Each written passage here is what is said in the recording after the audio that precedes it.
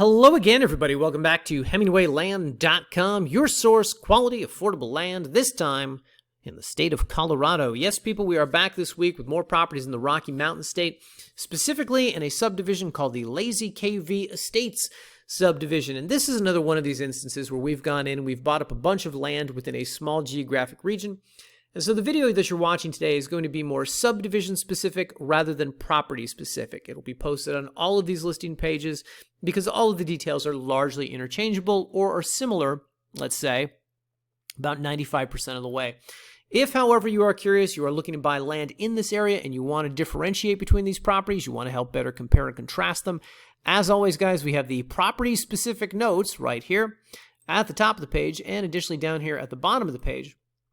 At the end of what is a very long photo gallery, we also have photos from these specific properties. So each individual property photographed separately, photos representative of each of those particular parcels. It should be noted, guys, that all of these properties are in Saguache County, all of them in the Lazy KV Estate subdivision. All of them are roughly about 1.1, 1.2 acres, give or take, so basically the same amount of acreage. And each one, cash price, is priced at $9,500. Additionally, guys, we're offering some easy financing on these properties, $4,000 down, $250 a month over the course of 30 months. But as always, we're providing for, in this case, 180 days, same as cash. So if you do hit the lottery in the next 6 months, you will not have to pay more than the cash price. We, however, will return to that topic at the close of this video. For now, let's get to introing the properties. Down here, guys, as noted, reference numbers, county, subdivision, acreage, you know the drill. Let's go to the GPS coordinates on all the listing pages. As with all of our listing pages, we have GPS coordinates. Click any one of them, and voila, on to the Google Maps, the property shall appear. So, as always, we like to acclimate you guys. This is the state of Colorado. Everybody knows Denver. Denver's up here roughly about 3 hours from the property. As noted, these are all located in Saguache County, which is down here sort of in the south central portion of the state. Whatever the case, hello, if we right-click and measure distance, you will see Denver, 118 miles as the crow flies. But crows did not design the roads out here, people. There's a lot of mountains, and nothing's a straight line in Colorado. So it's up and down and back around, point being about 3 hours out to Denver, about 2.5 to Colorado Springs over here. I've got to stop moving my cursor over things on the map because it keeps highlighting them.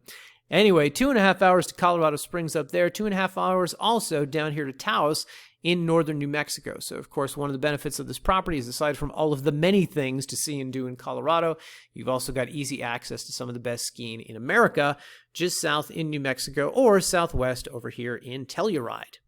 Again, I've got to stop moving the cursor. Anyway, as we zoom in here on the property, guys, first off, as noted, it's Colorado. Throw a rock, you're going to hit some beautiful outdoor attractions. So let's focus first on what towns are closest to the properties.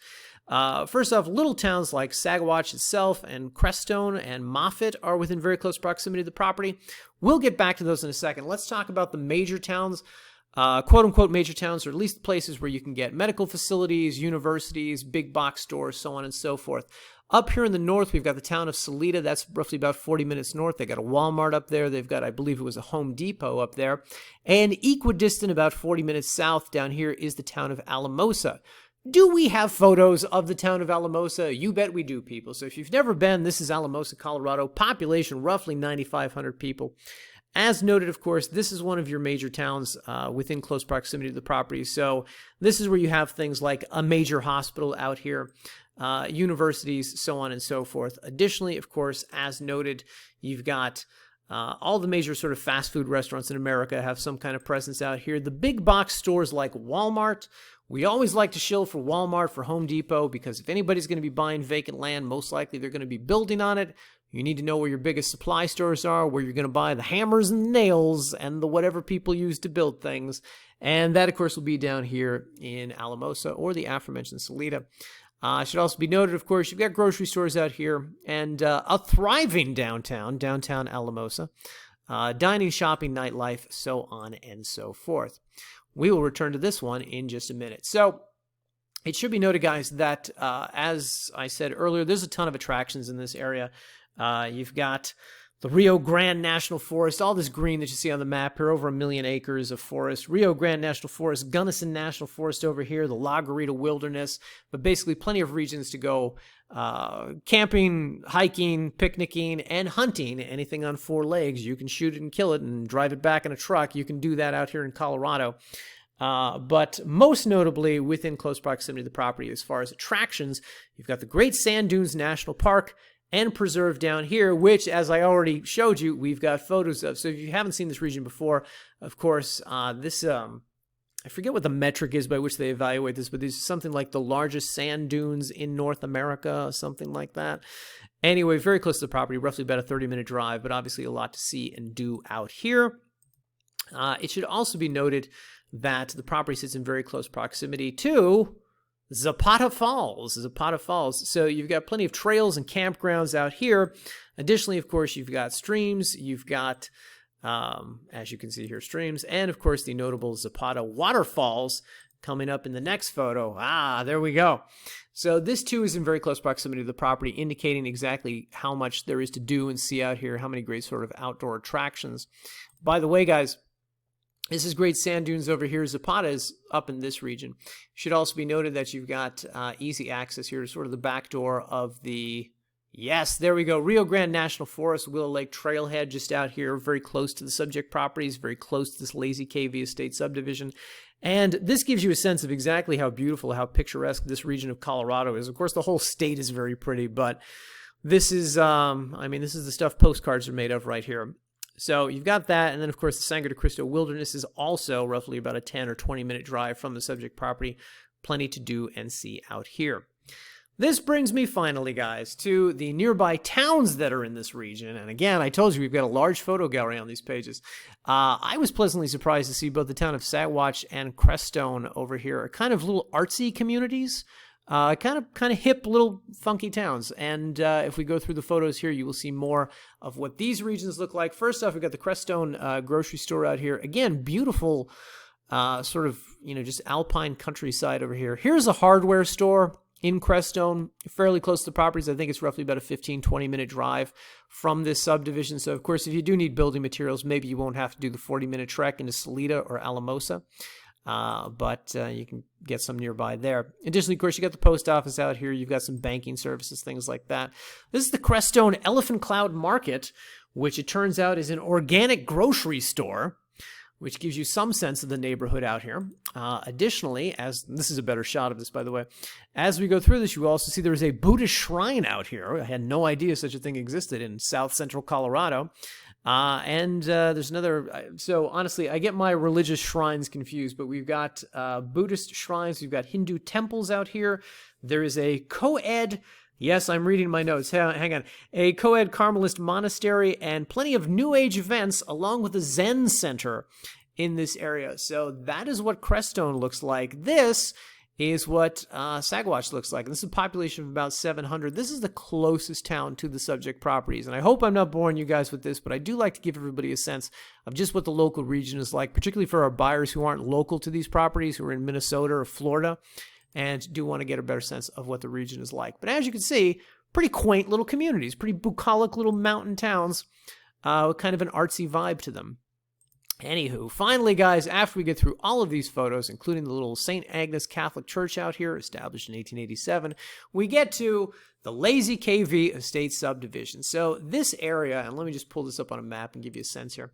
If we zoom in on the map, guys, this little carved out area that you see right here, very small little subdivision, this is the Lazy KV Estates subdivision. And over here, this splotch of blue on the map is what you're seeing in the photos here, which is the private lake and campground area that exists sort of at the entrance to the subdivision. If you read the sign here, you can see there's some rules about fishing, not many. But, of course, you could go out here, you could fish on the lake. General relaxation. Probably not jet skiing, guys. You're probably not taking the party boat out there. It's a small lake. But, obviously, it's a very tranquil setting with the mountains over there, this little lake over here. It's pretty nice in this region. And they've got a kind of gazebo set up out there. The entrance to the community... Oh, my God, ducks. This is... I don't know how I've looked at this photo 82 times and not noticed the ducks. But there's some ducks out here, too. Anyway, the entrance to the community is very nice. You've got the white picket fences out here, so on and so forth. Some campgrounds, some little picnicking areas. I see a barbecue thing set up there. Additionally, guys, you've got some offices out here. This area is under the control of an HOA, very, very laid-back HOA from what I get the sense of reading and kind of interacting with them over the past week.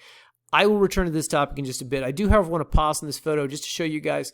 Fire hydrant over here indicates water lines in the area. Underground utilities here indicates underground utilities in the area. It's not throughout the entirety of the subdivision, but I do want to at least point out their presence here, okay, because that's important when you're building. Additionally, this is another one of the Lazy KV Estates offices. Now, after this, we start to get into the subject properties. So let me just quickly pull this up on a map here and show you guys. So as I indicated, this is the entirety of the subdivision. Most of the lots out here are 1 acre or a scooch more than 1 acre. You'll notice there's a good amount of development closer over here to State Highway 17 toward the entrance. A little bit less so as you go into this region, but obviously there's a lot of home sites out here. A number of people who are calling this place home who have developed the land to some extent, okay? Anyway, let me take you through the photos. So first off, the entirety of the area, and what you can kind of see here in these photos, is that there's power throughout the subdivision. It's not up and down every road. So for instance, one of these properties that we're showing you right here, there's no power up and down this. All the properties that I'm listing today, none have power at the lot line. We may recycle this video later if we buy more in this subdivision, so check the property specific notes. But all of these have power within roughly about 500 or 1,000 feet. And I'll take you back to the map here, and I'll just say if you zoom in on any portion of this, you know, you can see power line here, but maybe not a power line along this street, you know, or there's a power line up here, but it doesn't extend all the way down here. The region is serviced by, let me take you just back here in the property specific notes. San Luis Valley Rural Electric Co-op is the power company that services this region. They have a major presence out here in the subdivision. As noted, they're not on every street, but they're pretty much on every other street. So point being, if you do want to develop one of these properties and you're not going to go the route of solar, you're going to want to reach out to them, talk to them about logistics, talk to them about price. But generally speaking, whenever we've bought in subdivisions like this where the power company has a kind of presence like this, it's usually pretty affordable to get it extended out to the subject property and get it hooked up. I'm pausing on this photo because I do want to point out, of course, the road conditions. Throughout the entire area, road conditions are all very good. This HOA that I alluded to earlier maintains the roads out here. So you have well-maintained dirt gravel roads that can be driven really by any type of vehicle. So you don't need necessarily a larger truck or off-road capable vehicle. But of course, you're in the mountains area up here, probably snows in the wintertime, maybe good to have that then.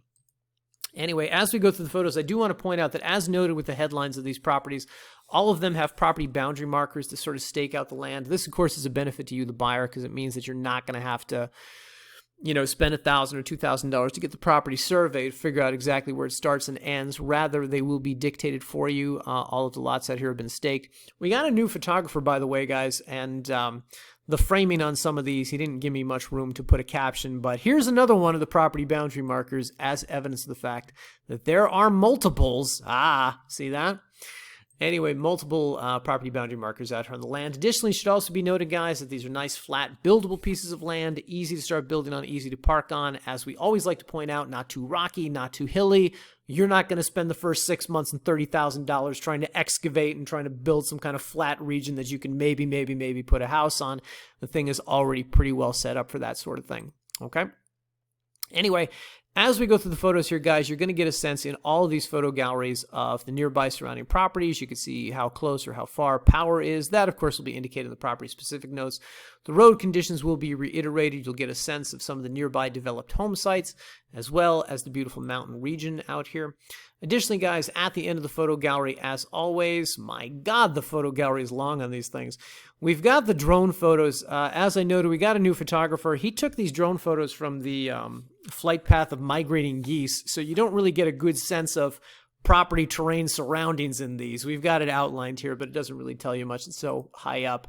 That being said, we are going to have drone videos down here at the bottom of each of these listing pages that will give you a better sense of property terrain and surroundings. Now, with all that said, let's talk about this HOA a little bit.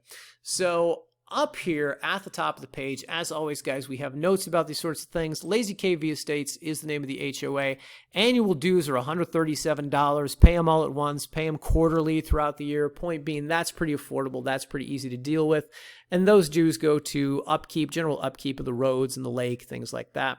Now, it should be noted, this entity does not have a website. They have a Facebook page. So if you click this link, it'll take you to the Facebook page where you can learn more, or perhaps even reach out to people who own land out here, ask some questions, maybe get some of your questions answered, etc. It does not seem like this gets updated a lot. I will tell you guys that when we spoke to the HOA, and we're doing this video in late November, they told us that they're going to have a website up as of December 1st. If that actually happens, I will be shocked. But we will also update these pages accordingly. So if you're coming to this 3 months later, this may actually be a link to the website. Whatever the case, either one of these, if they exist or don't exist at that point, should be a good resource. You could reach out, ask some questions of landowners in the region, and maybe even learn a little bit more about the area than what you're getting out of this video. Number one. Number two, I'm going to skip past this bullet point here. I'm just going to go to this one because I want to talk about this. So, like most HOAs, Lazy KV has covenants and restrictions. If you click this link, it will take you to some of the most overwritten covenants and restrictions I've ever seen. Really, this is an attorney who enjoyed his billable hours because, oh my God, are these things needlessly dense, okay? Anyway, you can read through this, or you can kind of look at the Cliff Notes version that we have here written on the page. It has to do with general building guidelines. This is going to answer most of the questions we get. Mobile and modular homes are acceptable. Minimum square footage of structures, 600 square feet for single-story dwellings, 800 square feet for two-story. Residential trailers are acceptable as long as they're not older than 4 years and are at least 600 square feet. And a camping trailer is only allowed with the permanent residence under construction. That generally covers what everybody asks about. Let me, however, talk about this. So Lazy KV has an architectural control committee. Now, I'm going to take you to a little separate photo gallery I have set up of nearby home sites. Okay, so these are some developed home sites in the region. I'm going to pause on this because I want to talk about, generally speaking, when you have an HOA and you have an architectural control committee enumerated in those covenants and restrictions, usually it's one of two things. Either they're really, really strict, and they're going to tell you what kind of paint swatches you can use on the structure. Or they're just kind of laid back, and they want to make sure the property values maintain within the region, so they keep the riffraff out. So if somebody shows up and says, hey, I'm going to put a junkyard on a property here and tank everybody's property values, they make sure that doesn't happen. They 86 them, right? But overall, they just want to see that your building plans are up to code, and they, okay everything. And it's usually a kind of pro forma organization. All right. So when we got the property photos back here, now I don't know what's going on with this house. I don't know what's going on with this one. I don't know what's going on with this one. Maybe these are all in month 6 of a 12-month construction, and when they're done, they will be immaculate palaces. I do not know. That being said, when I see photos like this, it makes me question the existence of the Architectural Control Committee. Now, I say question the existence because sometimes these things are written into covenants in 1970, and by 1980, all the homeowners in the region voted out, and they amend the covenants and restrictions. They record it with the county, but good luck finding where it's recorded at, and, blah, blah, blah, right? So sometimes it's written, and they don't exist anymore by the time we're selling land there. So anyway, we called the HOA, and we just wanted to confirm, does this Architectural Control Committee exist? Surely they do not, right? So, because when you look at some of the home sites out here, you see this doesn't suggest to me, however nice these things may be, it doesn't suggest to me something where people are really enforcing what we like to call a kind of aesthetic uniformity, right? Nobody's saying, hey, it has to be this, it has to be that. But particularly, guys, when I come to photos that look like this, or look like this, or particularly when I see a structure like this, when I see something like this, or like this, I think to myself, there's nobody enforcing any kind of guidelines about what you can and cannot do out here. So we called them up, and they said not only is the Architectural Control Committee still in existence, number one, but number two, they are active. And active, per their definition, is that they, they look at building plans for structures, for fences, they sign off on everything, and they actually take an active interest in helping landowners out here get the kind of permits that they need. I'm going to go back to the first photo here. Get the kind of permits that they need to get things done.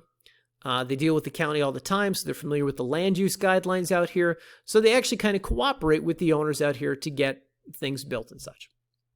Okay, now that being said, I have never seen a community that has an architectural control committee that has something like this, or like this, or like this. In fact, typically, they're very specific about you cannot leave some broke down, whatever bus sitting on the land. Now, this is all my way of saying, this is all my way of prefacing to you, the potential buyer, that if you're looking at this region saying, oh my God, this is great. It looks like there's, very lax zoning and I can, bring my collection of junk cars to the land.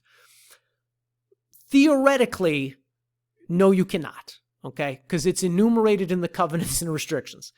Practically speaking, it looks like maybe you can. But I just want to make you aware of that, number one. Number two, if you're the opposite type of buyer who's saying, I want to buy land in a really nice picturesque region like this, but I want to make sure that if I'm spending whatever, $9,500 on a property, that it's not worth half that a year from now because some idiot showed up and parked a school bus and you blah, blah, blah, right? Then you should be aware that yes, the Architectural Control Committee exists, but this is their version of we're enforcing things, okay? So maybe then this property isn't for you. Now, I just want to quickly say, and again, I'm going to go back to this photo. When I see, when we've bought in regions like this, where this is what the home sites look like, let me generalize here. People who tend to build and live out here fall into one of two categories. We're going to say they're either big Brooks and Dunn fans, right? Or they're big Grateful Dead fans. Nothing in between. Now, being as there's an organic grocery store and a Buddhist temple down the street from these properties, I think it's safe to say that we've got more Grateful Dead fans out here, number one. Number two, when my photographer goes out and he isn't threatened by people with shotguns saying, don't fly a drone over my property, when in fact the neighbors are very friendly and very talkative, it's usually more of the latter. It's usually more of the Grateful Dead crowd. Additionally, more than one person confessed to our photographer, this is a great area to grow pot in. So do with that what you will. Whatever the case, I did want to pause on this for a few minutes, talk about this just a little bit, because I've never actually seen a community like this where supposedly the thing exists, but nobody seems to be enforcing anything, though they say they are.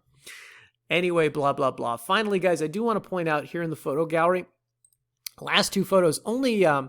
So this HOA actually has a thing where they will come out, and let me get the terminology in front of me, for $3,500, they will install an underground valve, this thing, and an above-ground spigot, this thing, to help you get water to the property. So it's a $3,500 installation fee, and they help you get water.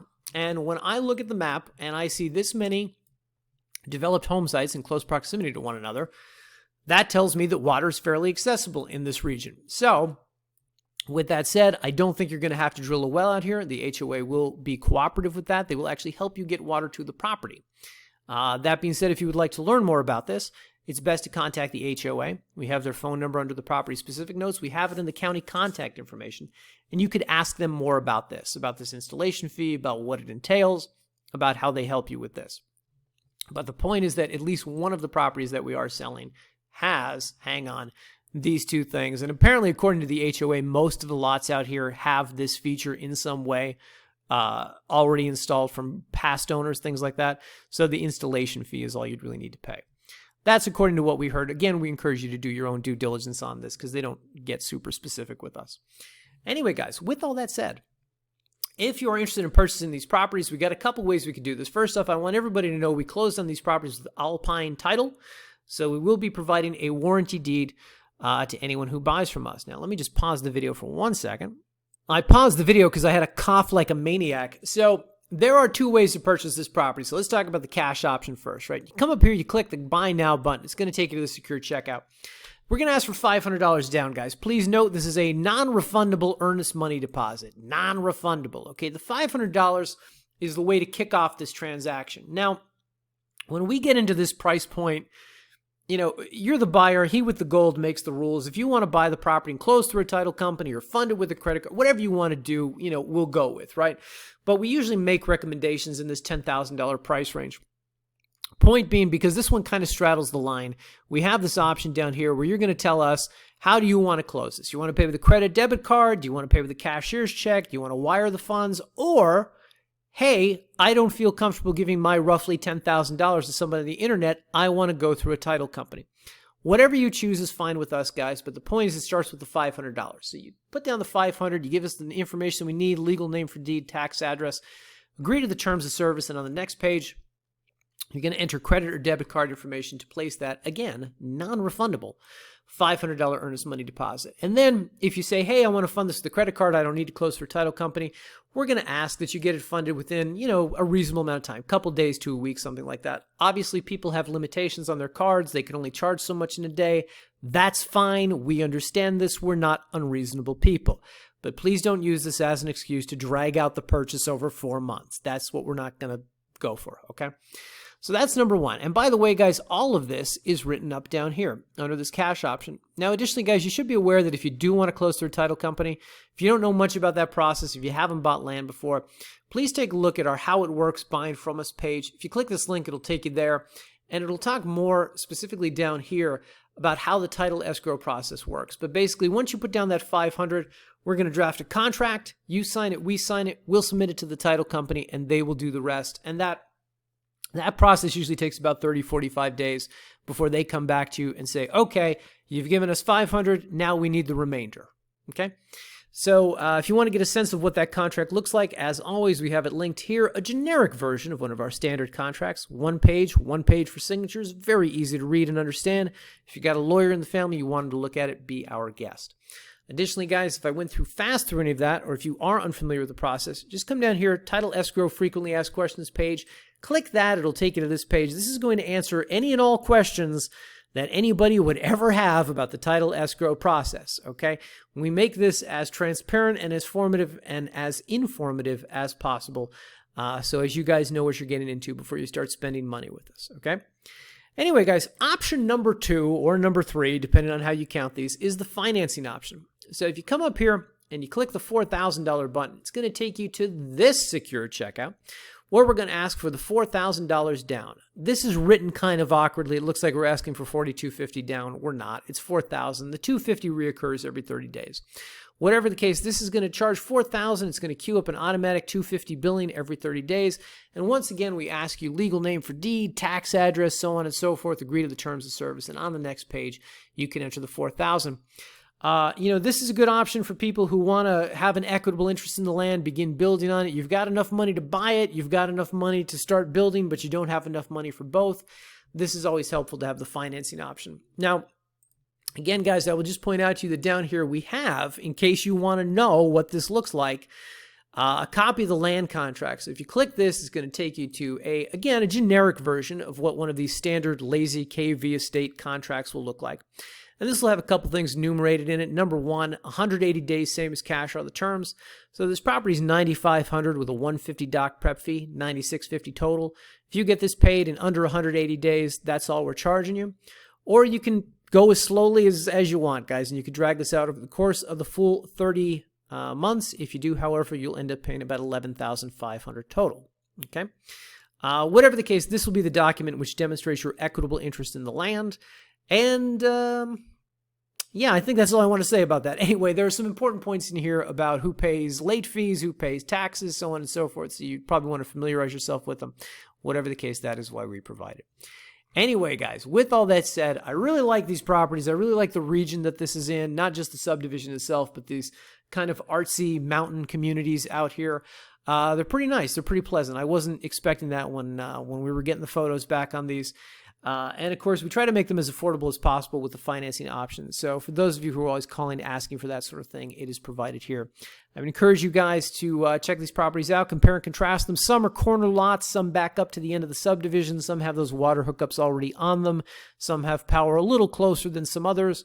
So it's worth kind of going through the property specific notes and figuring out which works best for you. Almost 30 minutes of listening to me talk. Guys, as always, I appreciate your patience, your attention spans, and we will see you in the next video. Thanks for watching.